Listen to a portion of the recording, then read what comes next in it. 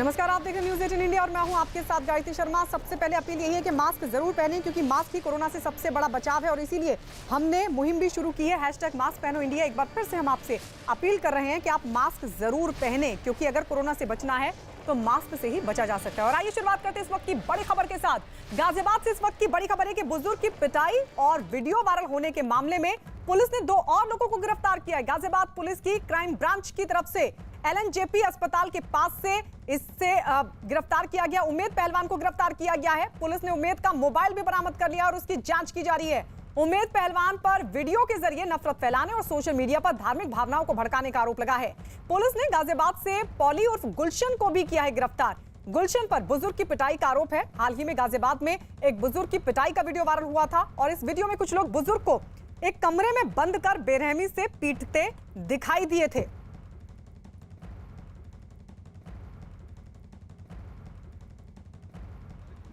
उमेद पहलवान गिरफ्तारी से पहले लगातार फरारी के दौरान इसी स्विफ्ट गाड़ी का इस्तेमाल कर रहा था, जो उमेद पहलवान के भाई की बताई जा रही है।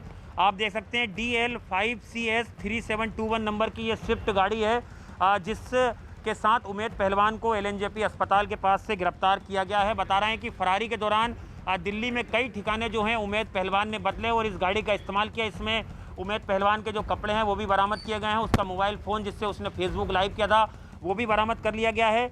इस पूरी घटना में एक पुलिसकर्मी घायल भी हुआ जब उमेद पहलवान को पकड़ा जा रहा था। दिल्ली जो गाजियाबाद पुलिस के जो सूत्र बता रहे हैं कि तुर्कमान गेट में भी वो छुपा रहा। इसके अलावा बुलंदशहर गया और उसने दिल्ली में कुछ ठिकाने बदले, जिसके बाद आज उसे जो गाजियाबाद की क्राइम ब्रांच है उसने इस गाड़ी के साथ गिरफ्तार कर लिया है। और फिलहाल क्राइम ब्रांच के दफ्तर में गाजियाबाद के लगातार उमेद पहलवान से पूछताछ की जा रही है। जिस तरह से बुजुर्ग की पिटाई हुई और उसके बाद बुजुर्ग के साथ उमेद पहलवान ने एक फेसबुक लाइव किया और उसके बाद एक सांप्रदायिक उन्माद फैलाने की कोशिश की, उस पूरे मामले में उमेद पहलवान के खिलाफ कई धाराओं में मुकदमा दर्ज हुआ था। और उसके बाद लगातार गाजियाबाद की जो पुलिस है वो उमेद पहलवान की गिरफ्तारी के लिए जगह जगह छापेमारी कर रही थी।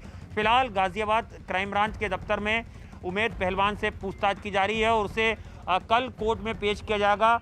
इस पूरे मामले में उसे एक मास्टरमाइंड के तौर पर देखा जा रहा है और अब पूछताछ में क्या कुछ चीज़ें सामने आती हैं। उमेद पहलवान क्या कुछ और लोगों के नाम भी पूछताछ में बताएगा, क्योंकि एक महज ताबीज विवाद को जिस तरह से एक मजहबी रंग देने की कोशिश की गई, उसके पीछे कौन कौन लोग थे ये अब जांच का विषय है। तो ये तस्वीर हम आपको दिखा रहे हैं उमेद की गिरफ्तारी। उमेद को मास्टरमाइंड बताया जा रहा है कि कैसे बुजुर्ग की पिटाई मामले को एक सांप्रदायिक रंग देने की कोशिश की गई थी, भड़काने की कोशिश की गई थी। और इस पूरे मामले में लगातार पुलिस छानबीन कर रही है। अब तक 11 गिरफ्तारियां हो चुकी हैं और 2 गिरफ्तारी हुई हैं। आज दिल्ली से गिरफ्तार किया गया है उमेद पहलवान को। LNJP अस्पताल के पास से ये गिरफ्तारी हुई है। तो वहीं दूसरी तरफ गाजियाबाद से गिरफ्तारी हुई है। गाजियाबाद से जो गिरफ्तारी हुई है उसका नाम पॉली उर्फ गुलशन बताया जा रहा है। गुलशन पर बुजुर्ग की पिटाई का आरोप है। तो गाजियाबाद में एक बुजुर्ग की पिटाई का वीडियो वायरल हो गया था और इस वीडियो में कुछ लोग बुजुर्ग को एक कमरे में बंद कर बेरहमी से पीटते दिखाई दिए थे। लेकिन उमेद पर यह आरोप है कि उसने वायरल वीडियो के जरिए नफरत फैलाने की कोशिश की, सोशल मीडिया पर धार्मिक भावनाओं को भड़काने की कोशिश की और इसी आरोप में यह गिरफ्तारी उमेद पहलवान की हुई है। तो उमेद पहलवान को LNJP अस्पताल के पास से गिरफ्तार किया गया। गुलशन को गिरफ्तार किया गया गाजियाबाद से। गुलशन पर आरोप है बुजुर्ग की पिटाई का। आनंद तिवारी हमारे सहयोगी इस वक्त हमारे साथ लाइव जुड़ रहे हैं। आनंद, उमेद पहलवान की गिरफ्तारी ये कितनी अहम मानी जा रही है इस पूरे मामले में? जी देखिए, जिस तरह से बुजुर्ग की पिटाई हुई उसके बाद एक उमेद पहलवान जो स्थानीय सपा नेता हैं उन्होंने बुजुर्ग के साथ अपने लोनी स्थित दफ्तर में फेसबुक लाइव किया और उस शख्स ने ही, उमेद पहलवान ने ही बुजुर्ग की FIR दर्ज कराने में मदद की, जो FIR पूरी तरह से मनगढ़ंत निकली, झूठी निकली। उसके बाद से लगातार 16 तारीख को गाजियाबाद पुलिस ने IT एक्ट और अन्य धाराओं में उमेद पहलवान के खिलाफ मुकदमा दर्ज किया था और उसके बाद से गिरफ्तारी से बचने के लिए वो लगातार अपने भाई की स्विफ्ट गाड़ी से जगह जगह छिपता फिर रहा था। दिल्ली में तुर्कमान गेट और 2 लोकेशन पर वो छुपा। इसके अलावा बुलंदशहर गया और उसके बाद आज जिस तरह से वो दिल्ली के LNJP अस्पताल से दिल्ली की तरफ रुख कर रहा था, उसी दौरान उसे उसी स्विफ्ट गाड़ी के साथ बरामद कर लिया गया है, वो गिरफ्तार कर लिया गया है। कुछ कपड़े भी बरामद किए गए हैं गाड़ी से। और फिलहाल इसी गाजियाबाद के क्राइम ब्रांच के दफ्तर में उमेद पहलवान से जो SP ग्रामीण है उन्होंने पूछताछ की है। अभी उमेद को एक दूसरी जगह शिनाख्त कराने ले गए हैं और उसके बाद लोनी पुलिस स्टेशन उसे ले जाया जाएगा, जहां पर ये मुकदमा पंजीकृत हुआ है, मुकदमा दर्ज हुआ है और कल उसे गाजियाबाद की जिला कोर्ट में पेश किया जाएगा। अब तक की जो जानकारी मिली है और अब तक की तफ्तीश के मुताबिक पुलिस उसे एक मास्टरमाइंड मान रही है कि ताबीज विवाद था और जिस तरह से बुजुर्ग की कुछ लोगों ने पिटाई करी थी, उसके बाद से उमेद पहलवान ही वो शख्स था जिसने इस पूरी घटना को एक धार्मिक रंग देने की कोशिश की, एक मजहबी रंग देने की कोशिश की और राष्ट्र जो सांप्रदायिक सौहार्द है वो बिगाड़ने की नीयत से उसने फेसबुक लाइव करा, उसमें कई भड़काऊ बातें करी और उसके बाद से वो भागता नजर आया। अब पुलिस के लिए चुनौती ये है कि क्या उमेद पहलवान ही इस घटना के पीछे थे कि जिनके चलते ये इतना बड़ा मामला हुआ कि राजनीतिक इसने रंग ले लिया, या फिर उमेद पहलवान सिर्फ एक मोहरा था, उसके पीछे काम कोई और कर रहा था। पूछताछ में ये तमाम चीजें पुलिस निकालने की कोशिश करेगी। आनंद, आप हमारे साथ बने रहिए। जरा सुन लेते हैं गाजियाबाद के एसएसपी अमित पाठक ने इस मामले पर क्या कहा। लोनी बुजुर्ग की पिटाई के मामले में गाजियाबाद पुलिस को एक बड़ी कामयाबी मिली है। उमेद पहलवान को गिरफ्तार कर लिया गया। हमारे साथ बात करने के लिए गाजियाबाद के एसएसपी हैं। सर, कहां से उमेद की गिरफ्तारी हुई, किन परिस्थितियों में गिरफ्तारी हुई और क्या कुछ बरामदगी हुई है उसके पास से? अभी देखिए, अभी बरामदगी की हम नहीं टिप्पणी करेंगे।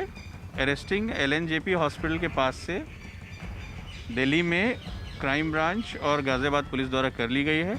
एक्यूज्ड को गाजियाबाद लाया जा रहा है और लाने के बाद जो इस केस से संबंधित कई पहलू हैं उस पर इनसे बातचीत की जानी है और जो बातचीत के बाद जो डिटेल्स आएगी हम आपसे शेयर कर लेंगे। साथ ही साथ यदि इसमें किसी और व्यक्ति की संलिप्तता कोई नया नाम आएगा तो उसके खिलाफ भी हम आगे कार्रवाई की तैयारी करेंगे। सर, उमेद पर किस तरह के आरोप थे? मास्टरमाइंड बताया जा रहा था, एक वीडियो फेसबुक लाइव करा उसने बुजुर्ग के साथ और उसके बाद लगातार वो अपने ठिकाने बदल रहा था। जी, जो मूल घटना मारपीट की हुई और उसके पीछे का जो कारण था उसको छिपाते हुए एक नया कारण देते हुए नया रूप देते हुए सांप्रदायिक सौहार्द पर जो बिगाड़ने का प्रयास किया गया, ये मुख्य आरोप है। छेड़छाड़ करके चीज़ों के साथ एक नए रूप में प्रस्तुत किया गया जो गलत था, जो फैक्चुअली अनवेरीफाइड था, सही नहीं पाया गया जांच में, उसके द्वारा इलाके में अस्थिरता और सांप्रदायिक सौहार्द बिगाड़ने का इनके ऊपर मुख्य आरोप है। आनंद हमारे साथ लगातार बने हुए हैं। आनंद, उम्मेद की भूमिका अब इस पूरे मामले में अभी तक क्या रही है, उस पर समझे। उससे पहले जल्दी से बताइए कि गुलशन की भूमिका क्या रही है इस पूरे मामले में, क्योंकि दूसरी गिरफ्तारी गुलशन की भी हुई है। जी देखिए, गुलशन उर्फ पोली को जो बुजुर्ग के साथ मारपीट हुई थी उस मामले में गिरफ्तार किया गया है और ये 10वीं गिरफ्तारी है उस मामले में। बता दें कि जो पहले 9 लोग गिरफ्तार हुए थे उन सभी लोगों को कोर्ट ने जमानत दे दी थी क्योंकि वो जमानती धाराओं में मुकदमा दर्ज हुआ था और उसके बाद जो जिला कोर्ट है वहां से उन्हें जमानत मिल गई थी। आज ये 10वीं गिरफ्तारी हुई है। जो उमेद पहलवान की गिरफ्तारी हुई है वो एक अलग मुकदमा दर्ज हुआ था जो फेसबुक लाइव उन्होंने किया था और उसके बाद उन्होंने सांप्रदायिक सौहार्द बिगाड़ने की कोशिश की थी। अगर पूरे घटनाक्रम को देखें तो 3 FIR इस पूरे मामले में दर्ज हो चुकी हैं। एक बुजुर्ग साथ जो पिटाई हुई थी उस मामले में जिसमें 10 लोगों को गिरफ्तार किया गया, जिसमें गुलशन भी है। आज एक आरोपी को गिरफ्तार किया गया। एक उमेद पहलवान जिनके खिलाफ एक अलग FIR दर्ज हुई थी IT एक्ट की धाराओं में, और एक FIR जो है वो ट्विटर और अन्य 7 हैंडल्स के खिलाफ हुई है जिन्होंने इस पूरे मामले को सोशल मीडिया पे आगे प्रचार प्रसार किया और रोकने की कोशिश नहीं की, ना ही उस पर कोई संज्ञान लिया। उसमें ट्विटर इंडिया के जो हेड है, मैनेजिंग डायरेक्टर है, उन्हें 7 दिन के अंदर लोनी पुलिस स्टेशन में आके अपना जवाब फिजिकली तौर पर देना है और अगर वो जवाब नहीं दे पाएंगे तो उनके आगे लीगल कार्रवाई जो है वो फिर से गाजियाबाद पुलिस कर सकती है। तो इस समय न केवल उमेद पहलवान की मुश्किलें बढ़ी है, ट्विटर इंडिया की मुश्किलें बढ़ी हुई हैं। ट्विटर इंडिया कटघरे में है क्योंकि लगातार उत्तर प्रदेश के जो बड़े पुलिस अधिकारी उन्होंने कहा है कि कई दफा हमने ट्विटर को लिखित में हमने ये कहा था कि जब इस तरह की पोस्ट आती है तो उन्हें तुरंत हटाए, उन पर तुरंत संज्ञान लिया जाए, लेकिन इस पोस्ट को ना ही ट्विटर ने डिलीट करा, ना ही उस पर कोई संज्ञान लिया। जिन वेरीफाइड ब्लू टिक वालों ने इसे आगे रिट्वीट करा या इससे सोशल मीडिया में प्रचार प्रसार किया, उन लोगों के खिलाफ ना कोई कार्रवाई की, ना ही उनके ट्वीट को डिलीट किया, ना ही उन्हें कोई चेतावनी दी। तो इसमें ट्विटर की भूमिका भी काफी मुश्किलों में है और ट्विटर क्या जवाब देता है ये देखने वाली बात होगी, क्योंकि ट्विटर के खिलाफ ये कोई पहला मामला नहीं है। कांग्रेस टूलकिट मामले में दिल्ली पुलिस की स्पेशल सेल भी ट्विटर इंडिया के हेड से पूछताछ कर चुकी है और ट्विटर इस समय लगातार कटघरे में है। जिस तरह से उसकी भूमिका संदेहास्पद नजर आ रही है और कहीं ना कहीं वो जो पोस्ट आ रही है उन पे नजर नहीं रख पा रहा ठीक से। पुलिस इसे किस तरीके से देख रही है, जो जांच एजेंसी कैसे देख रही है आनंद? क्योंकि अगर ट्विटर के खिलाफ भी देखिए मामला दर्ज हुआ है तो क्या इसे एक योजनाबद्ध तरीके से कैसे एक वीडियो के जरिए धार्मिक भावनाओं को भड़काया जाए, इसे एक सांप्रदायिक रंग दिया जाए, क्या ये पूरी कोशिश हो रही थी? पुलिस भी क्या इसी एंगल से इस पूरे मामले को लेकर चल रही है? और इस मामले में क्या कोई राजनीतिक साजिश भी हो सकती है? क्या इस तरह का संदेह भी पुलिस को? जी देखिए, तमाम चीजें हैं, तमाम बिंदु हैं, तमाम पहलू हैं, उन पे जांच की जा रही है। लेकिन जिस तरह से एक बड़ा प्लेटफॉर्म है ट्विटर, जिसपे ना केवल हिंदुस्तान के बल्कि विश्व के तमाम लोग जुड़े हुए हैं, कई सेलिब्रिटी जुड़े हुए हैं, बड़े बड़े पॉलिटिशियन जुड़े हुए हैं, अगर उस प्लेटफॉर्म पर कोई पोस्ट या कोई वीडियो या कोई कमेंट्स आता है तो उसकी सत्यता जांचना ट्विटर का भी काम है। ट्विटर को अपने ऐसे अधिकारी नियुक्त करना होता चाहिए जो उस पर नजर रखे कि इस तरह की भड़काऊ पोस्ट अगर आ रही हैं, अनवेरीफाइड पोस्ट अगर आ रही हैं, अनवेरीफाइड वीडियो अगर आ रहे हैं, या जो है वो डिलीटेड करके या उनको मॉक करके अलग तरीके से अगर मैनिपुलेट करके अगर पोस्ट को डाला जा रहा है तो उस पर ट्विटर की जिम्मेदारी बनती है, ट्विटर की जवाबदेही बनती है कि इस तरह के वीडियो पे संज्ञान ले, उन्हें तुरंत हटाए, या इस तरह के जो ट्विटर हैंडल से इस तरह की पोस्ट आती है उन पर संज्ञान ले या उन्हें चेतावनी दे। लेकिन ट्विटर ने ऐसा नहीं किया और यही वजह थी कि उत्तर प्रदेश सरकार ने कड़ा रुख अख्तियार किया और ट्विटर के खिलाफ एफआईआर दर्ज की। हिंदुस्तान का पहला मामला था जब ट्विटर के खिलाफ एफआईआर दर्ज हुई है। आईटी एक्ट और कई अन्य संगीन धाराओं में मुकदमा दर्ज हुआ है और अब ट्विटर को जवाब देना है 7 दिन के अंदर। वो क्या जवाब देता है ट्विटर, क्या अपनी सफाई देगा, ये देखने वाली बात होगी और आगे किस तरह की कार्रवाई क्या उनके अधिकारियों पर या ट्विटर इंडिया के खिलाफ हो सकती है, ये भी अब जांच में आगे पता चलेगा। बिल्कुल, और जो इस वक्त की सबसे अहम जानकारी वो ये कि उम्मेद पहलवान, जिसे मास्टरमाइंड माना जा रहा है, कि कैसे वो एक वीडियो के जरिए धार्मिक भावनाओं को भड़काने की कोशिश कर रहा था, सांप्रदायिक रंग देने की कोशिश कर रहा था, इस पूरे मामले को उसकी गिरफ्तारी हो गई है। शुक्रिया आनंद इस तमाम जानकारी के लिए। तो अब तक 11 गिरफ्तारी इस पूरे मामले में।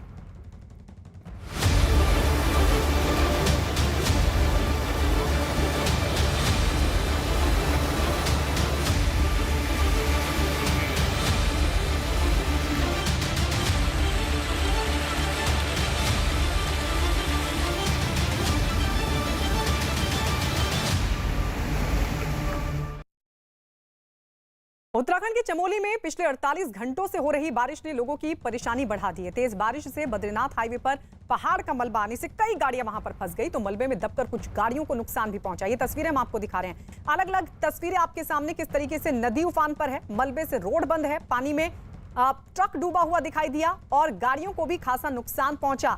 लगातार बारिश और बारिश के बीच ये हालात। इतना ही नहीं, चमोली के जयकंडी के पास ट्रक अलकनंदा नदी के किनारे दलदल में फंस गया और बाद में तेज बारिश की वजह से अलकनंदा नदी के बढ़ते जलस्तर में वहीं ट्रक पानी में फंसा दिखाई दिया। ये 4 तस्वीरें आप देख रहे हैं, चमोली की ये तस्वीरें आपके सामने। तो लगातार बारिश से बिगड़ते हालात और इस सब के बीच लोग परेशान। हाईवे पर भी मलबा आ गया। आपको बता दें कि पिछले 48 घंटों से लगातार बारिश हो रही है। ये उफनती नदी की तस्वीर आपके सामने। तेज बारिश की वजह से बद्रीनाथ हाईवे पर पहाड़ का मलबा आने से भी कई गाड़ियां फंस गई, लेकिन इस सब के बीच जिस तरीके से बारिश हो रही है उसकी वजह से अलकनंदा नदी का जो जल स्तर है वो बढ़ गया है और जानकारी ये कि इस बढ़ते जल स्तर ने आसपास के इलाकों की मुश्किल बढ़ा दी है। ये तस्वीर हम आपको दिखा रहे हैं, लगातार जो जल स्तर है वो बढ़ रहा है। उत्तराखंड के चमोली में बारिश पिछले 48 घंटों से और 48 घंटों से जारी बारिश का असर ये कि नदी उफान पर है, नदी का जलस्तर लगातार बढ़ रहा है, नदी में पानी लगातार बढ़ता जा रहा है और इस वजह से हाईवे को भी जो रास्ता वहां से गुजर रहा है, वहां से गुजरने वाले लोगों के लिए भी खासी मुश्किलें खड़ी हो गई हैं। बताया जा रहा है कि तेज बारिश की वजह से जहां एक तरफ नदी उफान पर है तो दूसरी तरफ जो पहाड़ है वो भी दरक रहे हैं। पहाड़ का मलबा आने से कई गाड़ियां हाईवे पर फंसी हुई दिखाई दी, लेकिन देखिए किस तरीके से अलकनंदा नदी उफान पर है। चारों तरफ सिर्फ और सिर्फ पानी ही पानी दिखाई दे रहा है और आसपास के जो इलाके हैं वहां पर खासा नुकसान पहुंचा। पहाड़ की तस्वीर भी अब जरा देख लीजिए। हाईवे की तस्वीर दरअसल हम आपको दिखा रहे हैं और पहाड़ का जो मलबा है वो दरक कर हाईवे पर आ गिरा और रास्ता बाधित हो गया। कई गाड़ियां यहां पर फंस गई, कई गाड़ियां यहां पर रुकी रही। एक तरफ तेज बारिश और तेज बारिश के बीच पहाड़ का गिरता मलबा, जिससे आने जाने वाले लोगों की मुश्किलें बढ़ गई थी। ये देखिए बड़े बड़े पत्थर हाईवे पर आ गिरे थे और इस वजह से जो पूरा रास्ता है वो बाधित हो गया था। यहां से जो लोग गुजर रहे थे, हालांकि यहां से जो लोग गुजर रहे थे उनकी गाड़ियों को जरूर नुकसान पहुंचा, लोग इसकी जद में नहीं आए, ये एक बड़ी राहत रही। और ये देखिए कुछ और तस्वीर आपके सामने, कई गाड़ियां फंसी हुई दिखाई दी मलबे के बीच दलदल में, जो आगे नहीं बढ़ पा रही थी क्योंकि जबरदस्त मलबा हाईवे पर आ गया था और इस वजह से दलदल जैसे हालात पैदा हो गए थे, जहां फंसकर ये गाड़ियां रह गई, कहीं पहाड़ के पत्थर गिर रहे थे और इस वजह से भी गाड़ियों का आगे बढ़ पाना बेहद मुश्किल लग रहा था। ये देखिए किस तरीके से जबरदस्त तरीके से नुकसान पहुंचा है इस गाड़ी को, और ये सिर्फ एक गाड़ी नहीं बल्कि कई और गाड़ियों को भी इस बीच नुकसान पहुंचा है। अब ये दो तस्वीरें हम आपको दिखा रहे हैं। नदी के किनारे फंसा ट्रक, किस तरीके से नदी के किनारे ये ट्रक फंस गया था, क्योंकि एक तरफ अलकनंदा नदी उफान पर और दूसरी तरफ हाईवे जहां से आवाजाही हो रही थी वहां पर पहाड़ का मलबा आ गिरा था और इस वजह से किनारे पर यह ट्रक फंस गया था। वहीं दूसरी तस्वीर हम आपको दिखा रहे हैं, तेज बहाव में एक ट्रक डूब गया था। तो 48 घंटों से लगातार बारिश हो रही है और बारिश की वजह से हाईवे पर मलबा तो उफनती अलकनंदा नदी भी मुश्किलें बढ़ाती हुई दिखाई दी। और ये देखिए एक बार फिर से हम ये तस्वीर आपको दिखा रहे हैं। दरअसल इनको दिखाने का मकसद यही है कि किस तरीके के हालात इस वक्त बने हुए हैं चमोली में, जहां पर पिछले 48 घंटों से लगातार बारिश हो रही है और बारिश की वजह से अलकनंदा नदी का जलस्तर लगातार बढ़ रहा है, पानी बढ़ रहा है और इस वजह से एक ट्रक जो डूबता हुआ दिखाई दिया। और अब ये तस्वीरें ऋषिकेश की हम आपको दिखा रहे हैं। ऋषिकेश में भी लगातार बारिश हुई है, जहां पर तो कई इलाकों में लगातार बारिश हो रही है और बारिश की वजह से गंगा, अलकनंदा, पिंडर समेत कई नदियां उफान पर हैं। ऋषिकेश में गंगा का जलस्तर खतरनाक स्तर पर जा पहुंचा है। वहां पर त्रिवेणी घाट और परमार्थ निकेतन घाट समेत कई जो घाट है वो पानी में डूबे दिखाई दिए। गंगा में जलस्तर बढ़ने की वजह से कई इलाकों में बाढ़ का खतरा भी गहरा गया है। तो ऋषिकेश में गंगा किनारे जो घाट हैं पानी में पूरी तरीके से डूब चुके हैं। जो निचले इलाके हैं वहां पर तो और खतरा मंडरा रहा है, बाढ़ का खतरा मंडरा रहा है, क्योंकि निचले इलाकों में सबसे पहले जो बाढ़ का पानी है वो रफ्तार के साथ आगे बढ़ता है और ऐसे में खतरा सबसे ज्यादा वहां पर मंडरा रहा है। लेकिन अभी तक की जो तस्वीरें हम आपको दिखा रहे हैं, भारी बारिश की वजह से जलस्तर अलग अलग नदी में, जहां एक तरफ अलकनंदा नदी का जलस्तर बढ़ रहा है तो वहीं दूसरी तरफ गंगा का जलस्तर भी बढ़ रहा है और इस वजह से गंगा किनारे जो निचले इलाके बसे हुए हैं वहां पर बाढ़ का खतरा मंडरा रहा है। तस्वीरें आपके सामने ऋषिकेश की। आपको ये भी बता दें कि गंगा, अलकनंदा, पिंडर समेत कई नदियां इस वक्त तूफान पर हैं और इस वजह से ऋषिकेश में गंगा का जलस्तर खतरनाक स्तर पर जा पहुंचा है। तो खतरनाक स्तर पर जलस्तर के पहुंचने से जो आसपास के इलाके हैं, खासकर जो निचले इलाके हैं, जो गहराई वाले इलाके हैं, वहां पर बाढ़ का खतरा मंडरा रहा है, क्योंकि अगर जलस्तर और बढ़ता है तो पानी रफ्तार के साथ उन इलाकों की तरफ रुख करेगा और ऐसे में वहां रहने वाले लोगों की मुश्किलें जाहिर तौर पर बढ़ जाएंगी। तो आफत की ये बारिश है और इस बीच ये ऋषिकेश की तस्वीर हम आपको दिखा रहे हैं। आपको ये भी बता दें कि यहाँ पर त्रिवेणी घाट और परमार्थ निकेतन घाट समेत कई घाट हैं यहाँ पर और वो पूरी तरीके से डूब गए हैं, यानी संकेत साफ है कि लगातार जलस्तर बढ़ रहा है, खतरे के निशान को क्रॉस कर चुका है, यानी खतरनाक स्तर पर जा पहुंचा है गंगा नदी का जलस्तर। और इस सब के बीच जो सबसे बड़ा खतरा है, जो सबसे बड़ी मुसीबत है, वो है निचले इलाकों पर। निचले इलाके वो इलाके जो गहराई वाले इलाके हैं और अगर ये जलस्तर और ज्यादा बढ़ता है, क्योंकि अभी फिलहाल तो त्रिवेणी घाट और परमार्थ निकेतन घाट समेत कई घाट यहाँ पर डूब चुके हैं, लेकिन अगर ये जलस्तर और बढ़ता है तो फिर सीधा ये जो जलस्तर है, ये जो पानी है वो रुख करेगा निचले इलाकों की तरफ और वहां पर बाढ़ आ सकती है। इस सब के बीच ये तस्वीर हम आपको लगातार दिखा रहे हैं कि कैसे नदियां उफान पर है और नदियों के उफनने की वजह है लगातार हो रही भारी बारिश। एक तरफ चमोली में 48 घंटों से लगातार बारिश हो रही है और भले ही बारिश लगातार हो रही है कुछ इलाकों में, लेकिन नदियों का जो जलस्तर है वो लगातार बढ़ रहा है और इस वजह से जहां जहां से होकर ये नदियां गुजर रही हैं वहां खतरा जाहिर तौर पर मंडरा रहा है। फिलहाल ये तस्वीरें ऋषिकेश की, जहां गंगा किनारे पानी में पूरी तरीके से ये घाट डूब चुके हैं। त्रिवेणी घाट हो, परमार्थ निकेतन घाट हो या इसके अलावा कोई और जो तमाम घाट वहां पर हैं ऋषिकेश में, वो डूब चुके हैं और जानकारी ये मिल रही है कि जो जलस्तर है वो खतरनाक स्तर पर पहुंच चुका है, यानी खतरे के निशान को क्रॉस कर चुका है। और अगर बारिश और जारी रहती है, नदियों में जलस्तर के बढ़ने का सिलसिला बना रहता है, तो फिर इन इलाकों पर ऋषिकेश के गंगा किनारे जो निचले इलाके हैं वहां पर खतरा